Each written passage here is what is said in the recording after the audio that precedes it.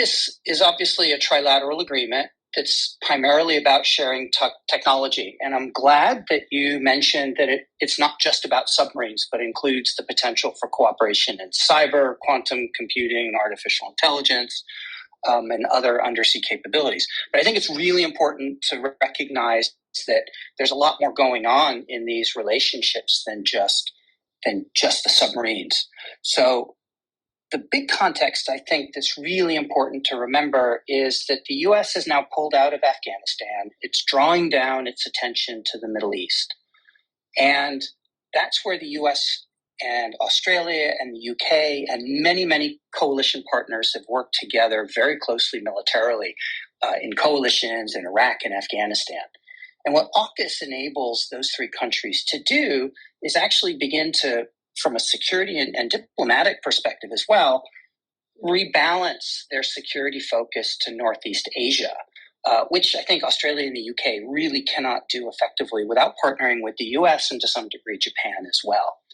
And it's also important to remember, particularly, I'll just give examples from Australia. I mean, Australia has significant interests in Northeast Asia, and there's been lots of online commentary about how a nuclear submarine gives them strategic projection power capability. I mean, the reality is a conventional submarine only gets you as far as Indonesia if you're launching from Perth. But this gives Australia the opportunity to have a strategic presence in Northeast Asia where its economic and diplomatic interests lie. I mean, Australia's second largest trading partner is Japan. The ROK the Republic of Korea is its third largest export market. It's also to remember that, Australia's had long-standing security commitments in Northeast Asia as well. I mean, over 17,000 Australians served during the Korean War, and over 1,000 were killed and wounded. So Australia, along with the US and increasingly the UK, are shifting their attention to Northeast Asia. So it's not only key for economic issues, but Northeast Asia is also home to a number of security flashpoints. You've got the East China Sea, you've got territorial disputes, you've got the Korean Peninsula in North Korea, you've got Japan-Russia territorial dispute, and of course you've got Taiwan. So with all of these issues, the financial incentives, the economic incentives, the security concerns, it's really important for Australia and the UK to partner up with the US so that they can protect their interests there. And it's really, I think, also important to recognize that AUKUS is not everything in this relationship. There's extensive military cooperation between Australia and the US and the UK. Australia is a major operator of US-made equipment. Over the last 2 years, Australia has made considerable commitments to acquire long-range strike capabilities, including Tomahawk missiles, standoff missiles, anti-ship missiles, ballistic missiles, and even hypersonic missiles.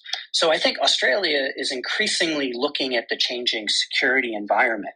But AUKUS demonstrates a real interest in developing trust. And the AUKUS agreement enables that transfer of the most critical technology that the U.S. has, the most closely guarded technology that the U.S. and the U.K. have in its submarine propulsion.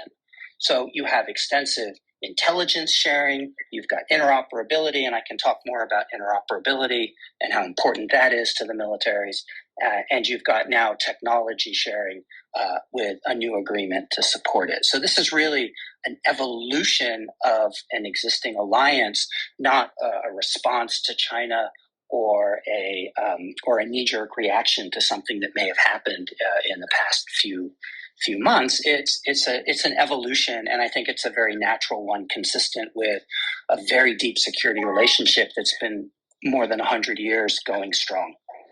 Historically speaking, there are two broad schools of thought in Australian defence policy, to be overly simplistic. Defence of Australia, which was dominant in the 1980s under the Hawke government, and forward defence. Defence of Australia does what it says on the box. Australia should basically focus on protecting its mainland and the air-sea gap in the north, where any attack would come from. Whereas forward defence argues that Australia's security is tied up with the broader global balance of power, and therefore Australia should intervene abroad to basically ensure a favourable balance of power to its own interests, which in practice has meant first supporting Britain and second supporting the United States. Now, as has been pointed out by a number of speakers, the key benefit of nuclear submarines is their ability to go for longer and for farther away because they don't need to resurface because of the way that they're fueled. So that suggests, in terms of capabilities, that we're moving away from defence of Australia back towards a forward defence policy, which raises the question in my mind, to whom against are we projecting power? Presumably it would be China. And that, I believe, answers the question that was first laid out at the beginning of this talk. Who is the threat that Joe Biden referred to? It seems to me pretty clear that the threat is China. And I do not think that China is a strategic threat to Australia. I think the most persuasive analysis on this issue has been put forward by Australia's former ambassador to China, Geoff Raby, who argued that China is not going to have a violent, warlike path to regional hegemony as the United States did, because China is a constrained superpower. It's constrained by Japan, by Russia, by India. So this, I think, is Australia basically exaggerating the threat that it faces from China. I just want to speak briefly, if I may, on some of the technical problems with the deal as well. As Hayley pointed out, under AUKUS, we're not scheduled to see these submarines until the 2040s, which means we're going to have to keep retrofitting current Collins-class submarines until the late 2040s. These were built in the 1980s. We only have 6 of them. I believe there are only 3 in the water at any one time because of how old they are. And I also believe that we need French assistance in retrofitting them. So we haven't really thought this through, and we're going to have a massive capability gap, especially in the 2030s. So I hear you, Louis. I think you've made your point. The earlier point is very interesting. I'd like to put your point to Drew. Drew, you had said clearly at the start that AUKUS is not about China. It's not about a project that is anti-Chinese per se. But what exactly are the threats that President Joe Biden referred to in his statement at the launch of AUKUS? What exactly? I mean, if not China, what are these threats that he was referring to? So I think the key here is, AUKUS is not just about submarines. It's about deepening cooperation and integration between the U.S. and Australia and the U.K. So that's number one. The threats, and I think we've been pretty clear that China is presenting the threat to the region, both in terms of its gravity, its size, its military modernization, the pace and scope of which is just tremendous. As you pointed out in the beginning, I mean, it builds a new national navy every year. So for compared to a small country. So the issue is it's not that Australia is directly threatened. The PLA is not planning an invasion of Darwin.